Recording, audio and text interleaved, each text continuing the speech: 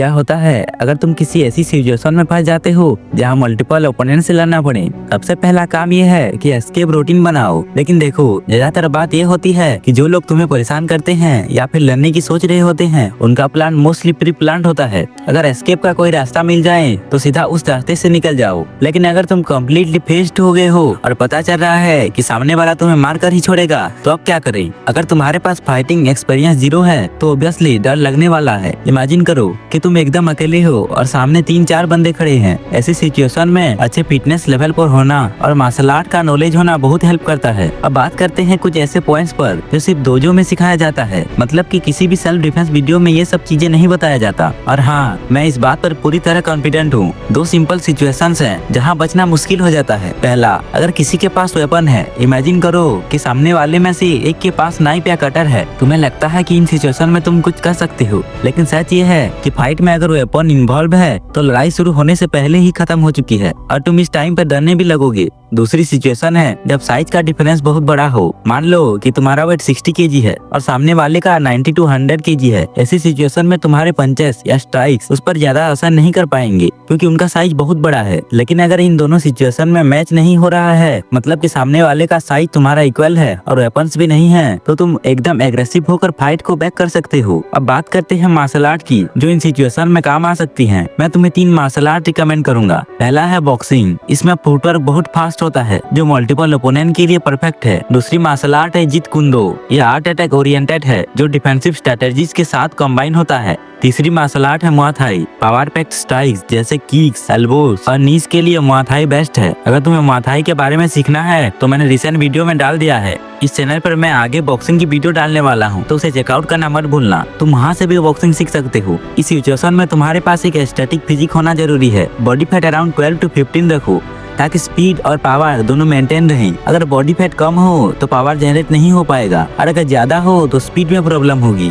अब real fight tips की बात करते हैं। सबसे पहला, अपने ओपोनेंट को एक लाइन में लाओ। अगर उन्होंने तुम्हें घेर लिया तो समझ लो तुम्हारी लड़ाई वहीं पर खत्म हो जाती है। जब तुम अटैक करने जाओ तो सबसे पहले स्ट्रॉन्गेस्ट ओपोनेंट को टारगेट करो। अगर तुमने पहले ही पंचेस कर दिए हैं या फाइट स्टार्ट कर दिया है तो अब डरो मत। एक इम्पोर्टेंट बात है जो कि कोई नहीं बताता, फाइट के टाइम तुम्हें अपना बॉडी को ढीला रखना है, रिलैक्स में रहना है। जब तक तुम रिलैक्स रहते हो, जब तक तुम्हारी बॉडी लूज रहती है, तब तक तुम्हारी स्ट्राइक्स पावरफुल और फास्ट होगी। जब स्ट्राइक करो तब टाइट हो जाओ। रिलैक्स पोजीशन से सडन टाइटनेस से इम्पैक्ट बढ़ता है। एक जगह पर खड़े होकर अपने ओपोनेंट पर कंटिन्यूअसली पंच मत मारो। हर 2-3 स्ट्राइक्स पर अपने पोजीशन को बदलो, मूव करते रहो। ओपोनेंट के कमजोर हिस्से पर फोकस करो, जैसे कि आइज, चिन, स्टोमक और लिवर साइड पर। अगर लाइफ थ्रेटनिंग सिचुएशन नहीं है तो सिर्फ चिन पर फोकस करो। चिन पर अटैक करने से दिमाग हिल जाता है और सामने वाला डिजी फील करता है।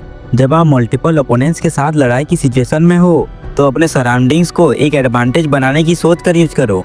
जैसे कि अगर आप कार पार्क या स्ट्रीट पर हो तो व्हीकल्स का यूज सील के रूप में करो। अगर आपके पास कोई स्टिक, स्टोन या बोतल है तो उसका इस्तेमाल करके डिस्टेंस मेंटेन करो। किसी भी चीज को अंडर एस्टिमेट मत करो। एक छोटी सी बोतल भी ओपोनेंट को डिस्ट्रैक्ट कर सकती है। अगर आप किसी बिल्डिंग के पास हो तो वॉल्स या कॉर्नर का सपोर्ट ले सकते हो। ओपोनेंट्स जब आपको घेरने की कोशिश करेंगे तब आप उन्हें कॉर्नर से सडन मूव्स में सरप्राइज कर सकते हैं। ये उनका फोकस ब्रेक करता है और आपको टाइम देता है नेक्स्ट मूव सोचने का। मल्टीपल ओपोनेंट्स के साथ फाइट में ग्रुप डायनामिक्स बहुत इंपॉर्टेंट होता है। देखो कि वो लोग अलग अलग तरीके से बिहेव करते हैं। एक बंदा लीडर की तरह एक्ट करता है, बाकी फॉलोअर्स होते हैं। लीडर को टारगेट करने से ग्रुप का कॉन्फिडेंस गिर जाता है।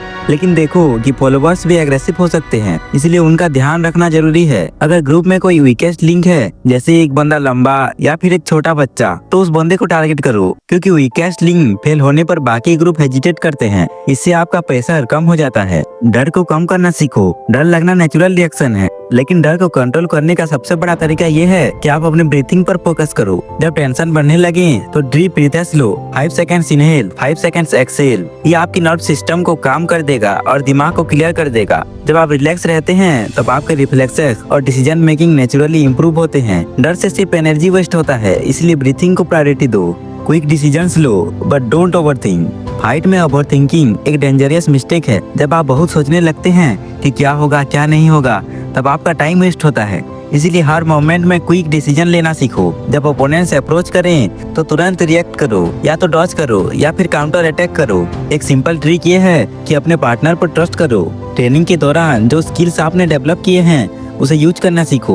बॉडी मैकेनिक्स का सही इस्तेमाल करो। आपके बॉडी मैकेनिक्स का सही इस्तेमाल करना भी सर्वाइवल का ही एक हिस्सा है। जब आप स्ट्राइक मारते हो तो सिर्फ हाथ या पैर से मत मारो, पूरा बॉडी का वेट यूज करो। जैसे कि जब पंच मारते हो तो हिप्स और शोल्डर को रोटेट करो ताकि पावर इंक्रीज हो। किक्स का इस्तेमाल तब तक एवॉइड करो जब तक आप कंप्लीटली कॉन्फिडेंट नहीं हैं, क्योंकि किक्स में स्टेबिलिटी कम हो जाती है, ओपोनेंट्स का एडवांटेज बढ़ जाता है। जब भी किक्स यूज करो तो तुरंत बैलेंस वापस ले लो। लड़ाई जीतने का मतलब ये नहीं है कि अब आप सेफ हो, सर्वाइवल के बाद भी आपको चोट लग सकती है। अगर आपने ओपोनेंट्स को न्यूट्रलाइज कर दिया है तो फिर भी इमीडिएटली एस्केप रूटीन ढूंढकर सीन से दूर हो जाओ, क्योंकि बाकी लोग पुलिस या फिर बैकअप के साथ वापस आ सकते हैं। अगर आपको इंजरीज है तो फिर भी क्राउड या पब्लिक प्लेस की तरफ भागो। अगर आपको इंजरीज हैं तो जल्दी से जल्दी हॉस्पिटल जाओ। आखिर में ये याद रखो कि लड़ाई सिर्फ फिजिकल नहीं होती, ये मेंटल और स्ट्रेटेजिक लेवल पर भी होती है। ट्रेनिंग के लिए शेड्यूल बनाना शुरू कर दो और एंडोरेंस के लिए रनिंग करो। नॉन स्टॉप दौड़ना सीखो। स्ट्रेंथ ट्रेनिंग के लिए जिम या कैलिस्थेनिक दोनों काम करते हैं। पुशअप, पुलअप, स्क्वाट्स रेगुलरली करना सीखो। फ्लेक्सिबिलिटी जरूरी है, फ्लेक्सिबल होने से ही किक को अच्छे से परफॉर्म कर पाओगे। एक्सप्लोसिवनेस बढ़ाने के लिए एक्सप्लोसिव पुशअप्स, एक्सप्लोसिव लंजेस को सीखना शुरू कर दो। स्ट्रेंथ को ट्रेनिंग में ऐड करो। नकल्स और सीन्स पर ध्यान दो।